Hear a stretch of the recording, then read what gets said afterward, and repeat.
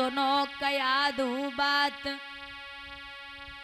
जेरनिक छोना कोरे दियो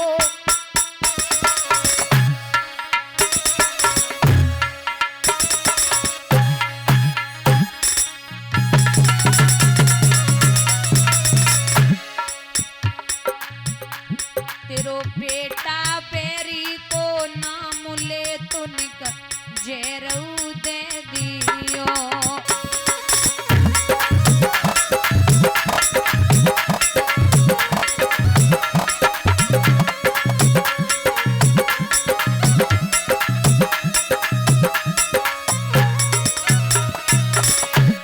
मैया बोली अरे जहर नहीं बेटे दे पाऊंगी ए बिन बेटा के यो दुला में तो मर जाऊंगी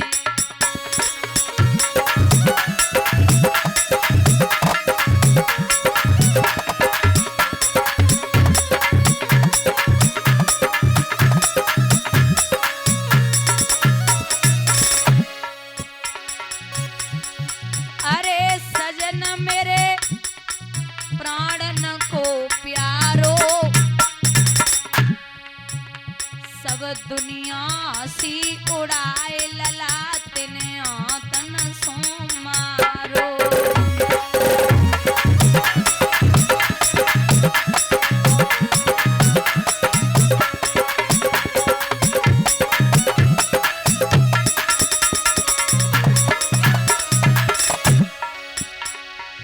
अरे सजन मेरे प्यारो तारी अजले बेटा को गोद रोई गई पतिव्रता नारी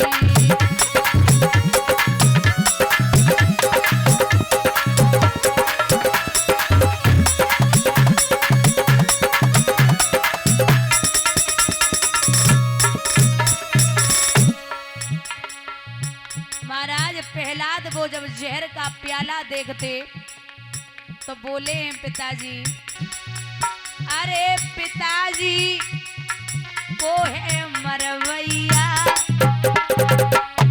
मेरी हरदम रक्षा करे तो वो गरुड़ को चढ़वैया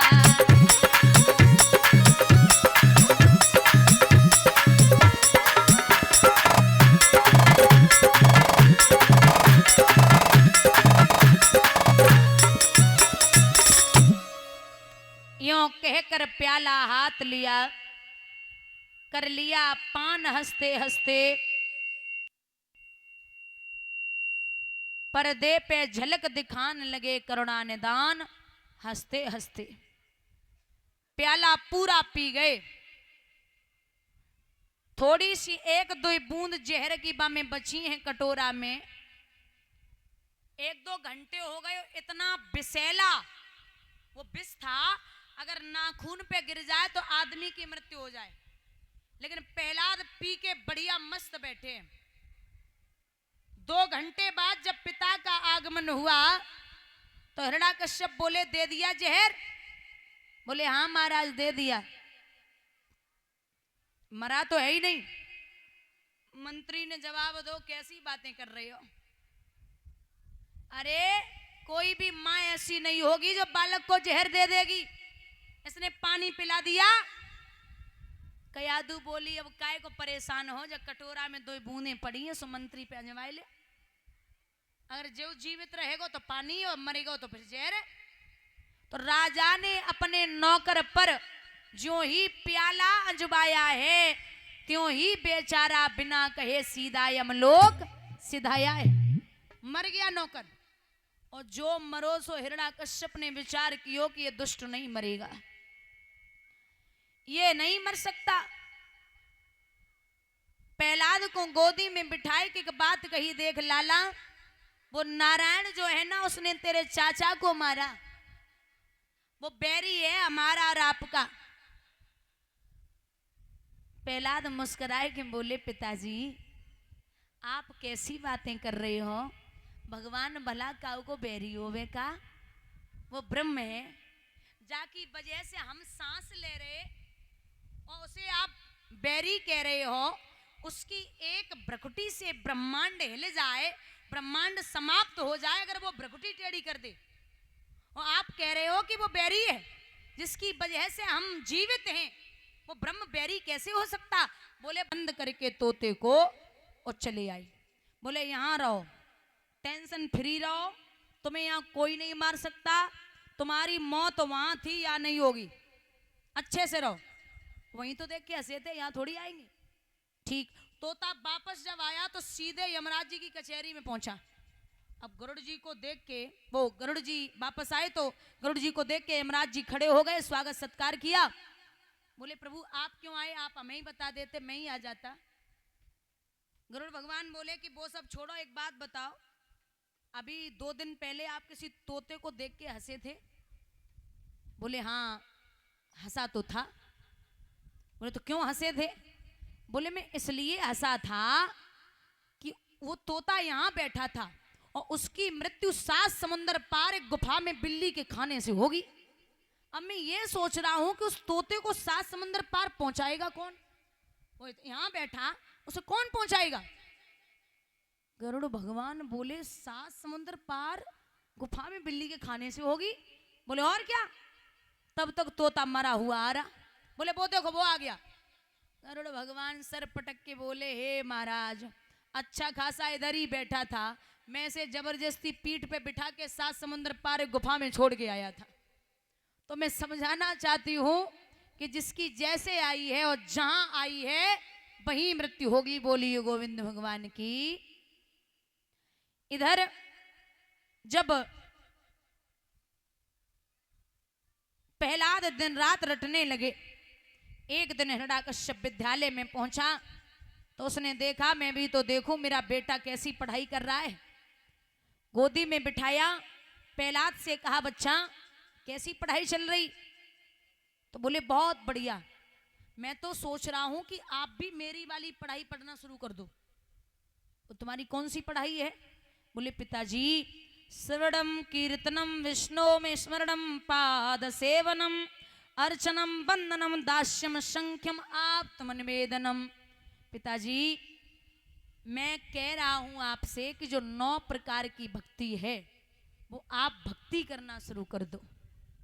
हिरण्यकश्यप दांती पीस के कहने लगा नालायक, मैंने इसलिए यहां छोड़ा था तुझे कि जो मुझे भक्ति का पाठ पढ़ाए, उस बैरी का नाम ले। बोले पिताजी पहले पूरा तो सुन लो कि भक्ति 9 प्रकार की कैसी होती है। बोले कैसी? पहली भक्ति है संतों का संग। अगर संतों का संग बढ़िया लग रहा है तो आप भक्ति में प्रवेश कर रहे हैं। दूसरी भक्ति है कथा प्रसंग से प्रेम। अगर आप कथा में बैठ करके आनंद उठा रहे हैं, कथा समझ में आ रही है, कथा समझ रहे हैं भगवान से, आपका कथा सुनने में मन लग रहा है, तो आप दूसरी भक्ति में प्रवेश कर चुके हैं। तीसरी भक्ति अभिमान रहित होकर के गुरु के चरणों की सेवा। घमंड आसपास न हो और गुरु को अगर मना रहे हैं तो ये तीसरी भक्ति है। चौथी भक्ति है सभी तरह के कपट का त्याग कर भगवान गुण समूहों का गुणगान करना, संकीर्तन करना। अगर आप तालियां भी बजाते हैं ना पंडाल में बैठ के और संकीर्तन करते हैं तो ये चौथी भक्ति है। पांचवी भक्ति है राम मंत्र का जाप। रोज अगर आप माला कर रहे हैं, रोज अगर ध्यान कर रहे हैं तो पांचवी भक्ति है। छठवीं भक्ति है इंद्रियों का निग्रह करना, वश में करना। सातवीं भक्ति है सबको राम में जानना, सब में समभाव देखना। चाहे कोई भी कैसा भी हो, किसी भी जाति का हो, लेकिन आपको उसको समभाव से देखना है, कोई ऊंच नीच भेदभाव नहीं रखना। ये सातवीं भक्ति है। आठवीं भक्ति है सभी अवस्था में संतोष। चाहे गरीबी हो, चाहे अमीरी हो, चाहे कोई भी परिस्थिति आ जाए, आप भगवान को नहीं भूल रहे और हर अवस्था में संतोष है, तो वो सातवीं आठवीं भक्ति है। नौवीं भक्ति है राम पर परिपूर्ण विश्वास करना। अब ऐसे ना है कि इष्ट हैं तुम्हारे राम जी और राम जी से कछु कह दे उन्हें ना करे पाओ तो भगवान कन्हैया को मनाए वो शुरू कर दो। भगवान ने श्री कृष्ण ना करे पाओ तो मैया दुर्गा को मनाए वो शुरू कर दो। अगर एक इष्ट है आपका तो उस पर परिपूर्ण भरोसा आपको रखना चाहिए और रहना चाहिए। तो ये नौवीं भक्ति कहलाती है। पिताजी ने गोदी से लंबा फेंका, जवाब दिया नालायक, ये क्या पढ़ा रहे हो? गुरुओं को जवाब दिया ये कैसी पढ़ाई चल रही है? प्रहलाद बोले तुमने पापी पेट के लिए पैसा परमेश्वर जाना है, थोड़ी सी प्रभुता पाने से हो गया पिता दीवाना है। पर मैं असली हीरा पाकर कांचों से नाता तोड़ूंगा, तुम तो यदि क्या राम भी कहे मैं नाम न लेना छोड़ूंगा। मेरे सब अंग तोड़ देना तो शायद नाम छूट जाए, वरना ये तार न टूटेगा, सांसों का तार टूट जाए। अब मैं नाम नहीं भूल सकता। जल्लादों को इशारा दिया, इसे पहाड़ी से नीचे फेंको। पहाड़ी से फेंकवाया गया। महाराज सर्पों के बीच में छोड़ा गया। सर्पों ने प्रभु की मूर्ति को देखा तो अपने अपने विष को त्याग दिया। और सोचो, कुएं में डलवाया, फेंकवाया है पानी में, अंत में कयाधु के पास लेके पहुंचे। बोले देख देवी, ये बैरी का नाम नहीं भूल रहा, एक काम करे से जहर दे दे। अब ऐसी कौन सी मैया होवेगी जो बालक को जहर दे देगी? बोले महाराज कैसी बातें कर रहे हो, इसे जहर कैसे दे दूं? बोले मैंने बोला है तो दे दे। और एक बात सुन,